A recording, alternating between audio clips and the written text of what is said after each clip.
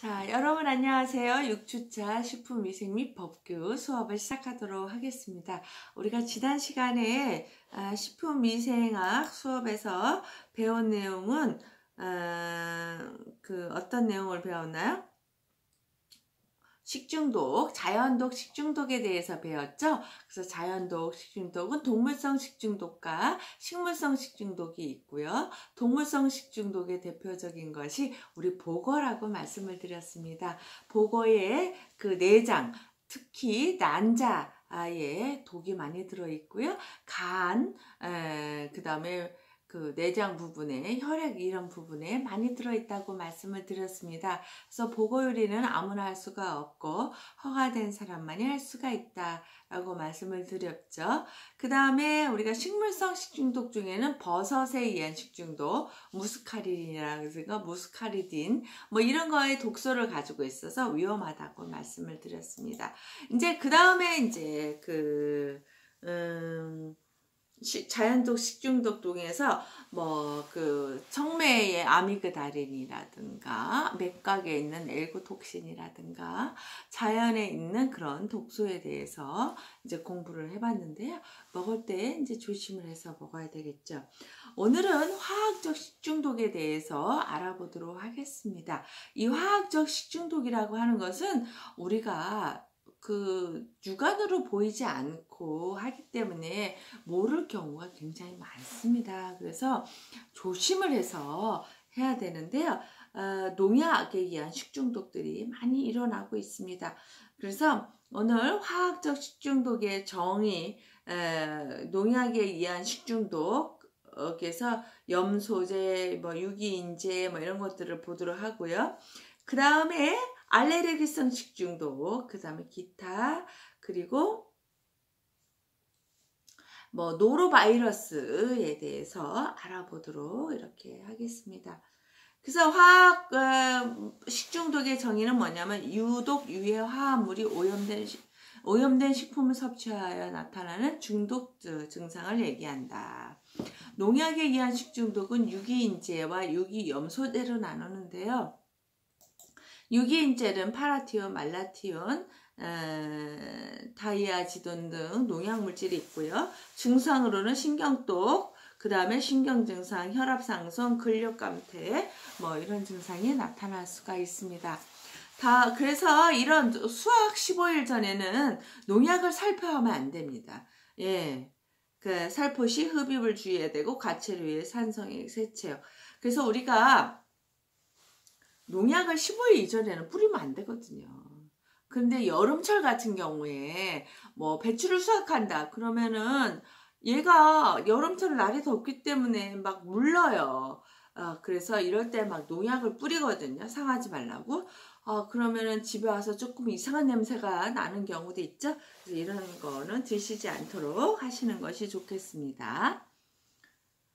그 다음에 농약에 의한 식중독 중에서 염소제가 있어요. 유기염소제. 여기는 BHC, 이거는 BHC 통닭 아니에요. 벤젠, 헥신 클로라이드라고 하는 그런 명칭의 약자입니다. 그다음에 DDT가 있습니다. 디클로론, 디펜, 콜로세움 이렇게 얘기하는데요. 유기염소제는 신경독과 구토, 유통, 두통, 복통, 설사, 시력 감퇴, 전신 권태 등을 느낄 수가 있습니다. 그래서 이 BHC는 1943년에서 1945년에 개발된 강력한 유기합성 살충제입니다. 살충 뭐예요? 균을 죽인다 그런 뜻이죠. 그래서 제조하기가 쉽고 제조 비용이 저렴해서 과거에는 많이 사용했으나 지금은 환경 중 잔류 기간이 길어서 사용이 금지되어 있다. 무슨 얘기예요? 땅속에 많이 녹아 있다는 거죠. 이 BHC라고 하는 농약을 쓰게 되면은요. 그래서 지금은 안 쓰고 있습니다. 그런데 여기 보게 되면은 DTT라는 게 있어서 이거 어디서 많이 들어봤었어요? 베트남 전쟁 같은 거 할 때 DTT 전 들어본 것 같아요. 농약을 막 뿌리는데요. 누구한테 뿌려요? 사람한테 막 뿌려요. 근데 누구 오지 말라고 말 같은 모기 같은 거 오지 말라고 하는 거거든요. 그래서 이제 DTT를 뿌림으로 인해서 모기나 뭐 벌레들이 접근을 못하죠. 그런데 이 DTT를 누구한테 뿌렸냐? 닭한테 뿌렸어요. 왜냐하면 닭이 닭 목욕을 해야 되는데 얘가 목욕을 못 하잖아요. 그러니까 어떻게 할까? 지저분해지죠. 그러면은 균이 막 생기지 않을까요? 벌레들이 와서 생기고 그러다 보니까 얘가 이제 점점 삐쩍 마르게 되고 크지 못하게 되게 됩니다. 예, 그런데 나중에 알고 보니 이런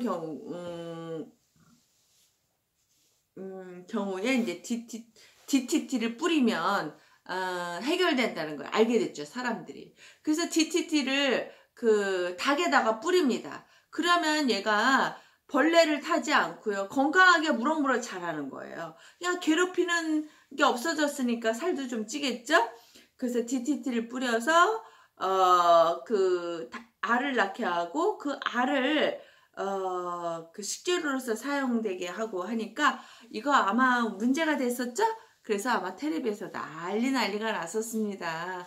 예, 달걀 먹으면 우리 죽을 것처럼 막 소개했는데요. 그런 거에 대한 얘기입니다. 그래서 지금 뭐 유기농으로 농사짓는 달걀들이 그 이후로 많아졌는데 얼마나 가능하려는지는 모르겠습니다. 만약에 이게 유기농도 아닌데 유기농이라고 팔아먹으면 이거 다 어떻게 돼요?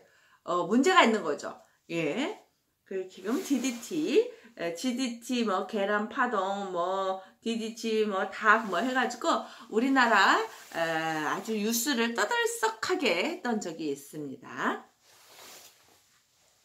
그 다음에 비소화합물은 비소산, 칼슘 등의 농약이 있고 식도에 축적되고 위, 동, 구토, 색소 침착, 설사, 혈변, 소변량 감소 등이 있을 수가 있습니다. 그래서 농약을 뿌리고 난 다음에 뭐 속이 울렁울렁거린다, 뭐 구토가 난다. 이거 정말 위험하죠. 그래서 우리가 그 농사 질 때 농약 같은 거 뿌리는 경우가 있는데요. 이럴 때 어떻게 해야 돼요? 방면, 여기 방독, 뭐 마스크 이런 거 다 하고 해야 되거든요. 근데 시골에 있는 분들이 이런 걸 제대로 안 하고 하는 경우가 많이 있습니다. 그러다 보니까 이분들이 정말 위험 상태에 빠지게 돼 있는 경우도 있고 농약 중독을 일으켜서 갑작스레 병원을 찾게 되는, 응급실을 찾게 되는 그런 경우가 시골에서 옛날에는 많이 일어났었죠. 그런데 요즘은 아예 그런 걸 주더라고요. 예. 그래서 일어나지 않도록 이렇게 하고 있습니다. 그 다음에 이제 알레르기성 식중독. 이거는 우리가 등푸른 생선, 붉은살 생선을 먹게 되면은 이제 그 히스타민이라고 하는 그런 물질에 의해서 우리가 두드러기 생기잖아요. 이렇게 팔을 이렇게 퍽퍽 긁으면 어떻게 되나요? 이게 빨갛게 올라오는 경우가 있죠. 예. 저도 옛날에 그런 적이 있었는데요. 정말 고등어 구이를 먹었는데요. 학교 가니까 이게 손가락이 막 굵어지는 거예요. 2배로. 예, 그래서 그때 정말 제가 깜짝 놀랐는데 그 알레르기성 식중독 그 약을 먹고 금방 좋아졌어요.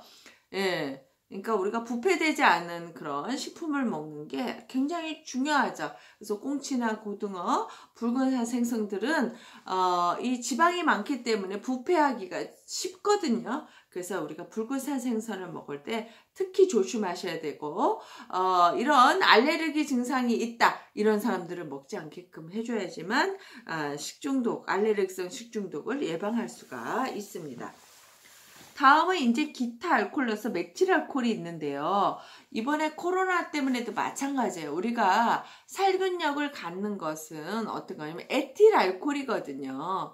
그런데 메틸 알코올은 이거 먹으면 그 시신경에 영향을 줘서 눈이 멀 수도 있어요. 그런데 이거를 그냥 실명을 하게 되거든요. 근데 이거를 중국에서 썼다는 거 아니에요? 이거 쓰면 안 되거든요. 그래서 우리가 소독으로 효과 있는 거는 에틸알코올이에요. 예, 그런데 이거를 잘못 보고 메틸알코올 쓴 거죠. 그래서 우리가 영어로 썼을 때 메틸알코올 MOH로 쓰거든요. 에틸알코올은 EOH를 써요. 그래서 이게 조금 다른데 이게 똑같은 알코올이라고 생각해가지고 술을 먹고 이거에다가 술을 만들어 먹는 사람들도 있었어요. 물 타서 먹으면 이제 그 소주처럼 되거든요. 그래서 잘못 그 술을 만들어 먹어서 식중독 사고가 일어나기도 했었는데요. 공업 용제로서 사용되는 유기용매로 알코올 발효시 펙틴으로부터 발생되며 과일주나 정제가 불필요한 에탄올 중류에 미량 함유되어 있다 이렇게 얘기를 했거든요. 그 에틸알코올과 같은 냄새와 맛을 가진 액체로 인체 흡수 시 프로알데히드 변화가 되어 치명적인 영향을 준다. 예. 정말 에틸알코올 위험합니다. 우리 모르고 먹으면 안 되죠. 그래서 중독량은 1ml에서 15ml 섭취 시 두통, 현기증, 구토, 복통, 설사, 시신경염증으로 실명이 일어날 수도 있고 30에서 100을 먹으면 마비나 호흡곤란, 사망에 이를 수도 있다. 이렇게 되어 있습니다. 그래서 우리가 굉장히 조심을 해야 되는 거죠. 그래서 우리가 함부로 이 알코올을 사용하면 안 되겠습니다. 그 다음에 벤조 알파필렌이라는 거 있어요. 석유나 석탄, 목재, 식품, 훈연 등에서 태울 때 불완전 연소로 생성되는 발암성인 경우가 많다. 그래서 우리가 벤조필렌 뭐 이런 얘기 들어보셨을 거예요. 예, 이게 발암성 물질이에요. 예. 그래서 유기염소, 그 다음에 PCG, 일명 가네미 유독이라고 얘기를 하고 있고요. PCB가 생체에 흡수되어 지방 조직에 축적되고 그로 인해 배설이 되지 않아 중독 증상을 일으키는 걸 말한다.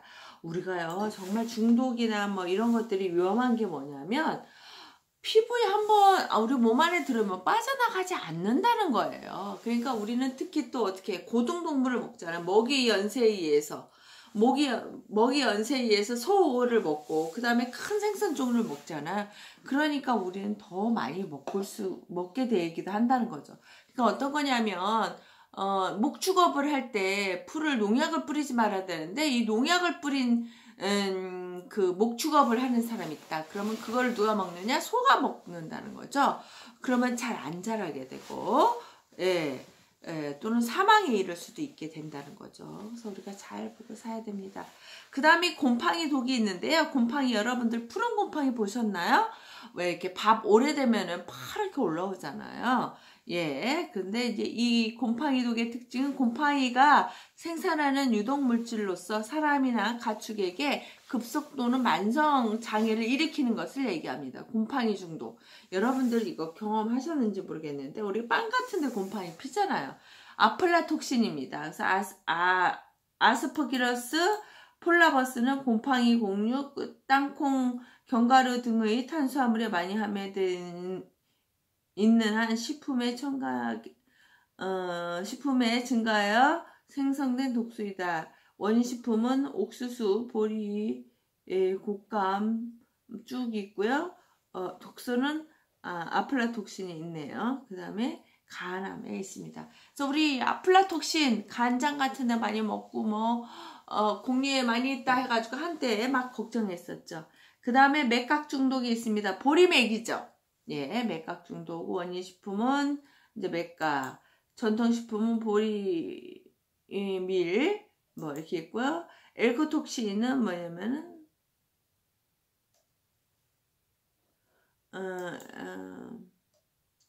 그 다음에 맥각 중독을 일으키는 것은 에르고톡신이 있고요.